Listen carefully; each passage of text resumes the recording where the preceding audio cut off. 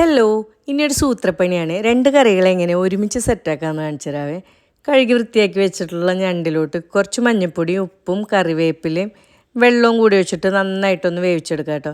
മസാല ഒന്നും ചേർത്ത് കഴിഞ്ഞാൽ പിന്നെ നമ്മൾ ഞണ്ട് അധികം കുക്ക് ചെയ്യുന്നൊന്നുമില്ല, ഒന്ന് മിക്സ് ചെയ്തെടുക്കുള്ളൂ. അതുകൊണ്ട് നല്ലോണം വെന്തോട്ടെ. ഇതിങ്ങനെ വെന്ത് വരുന്ന സമയം കൊണ്ട് ഞാൻ അരി സെറ്റാക്കി എടുക്കുന്നുണ്ട്. ഇന്ത്യ ഗേറ്റിൻ്റെ ബാസ്മതി റൈസ് എടുത്തിട്ടുള്ളത്. എനിക്ക് ചെമ്മീൻ ബിരിയാണി കുറച്ച് വലിയ നീളത്തിലുള്ള അരിയുടെ ബിരിയാണിയാണ് കേട്ടോ ഇഷ്ടം. പലരുടെ ഇഷ്ടങ്ങൾ വ്യത്യാസം ഉണ്ടായിരിക്കും.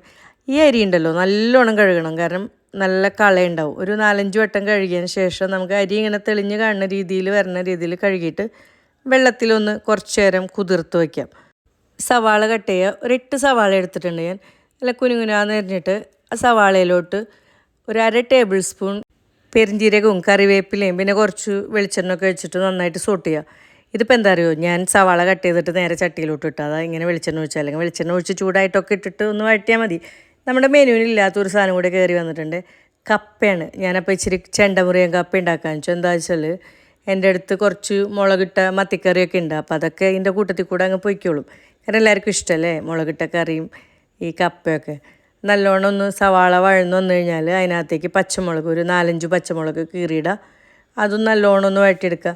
ശരിക്കും സവാളയുടെ കളറൊക്കെ ഒന്ന് മാറി വരുമ്പോൾ ഇഞ്ചിയും വെളുത്തുള്ളി പേസ്റ്റ് ഒരു 1.5 ടേബിൾ സ്പൂൺ ഇട്ടിട്ട് അത് നല്ലോണം വഴറ്റട്ടെ. അതിൻ്റെ പച്ചമണമൊക്കെ ഒന്ന് നല്ലോണം പോണേ, നല്ല കറിക്ക് നല്ല ടേസ്റ്റ് ഉണ്ടാവുള്ളൂ.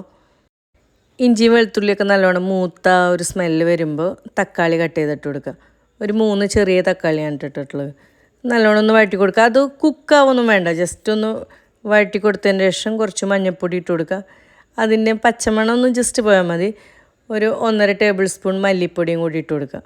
പിന്നെ വേണ്ട മുളക് പൊടിയാണ്. ഇത് ഓരോരുത്തരുടെ എരിവിനനുസരിച്ച് ഇട്ട് കൊടുക്കുക കേട്ടോ. എൻ്റെ മുളക് പൊടി നല്ല എരിവുള്ളതാണ്, അതുകൊണ്ട് 1 ടേബിൾ സ്പൂൺ ഇട്ടിട്ടുള്ളൂ.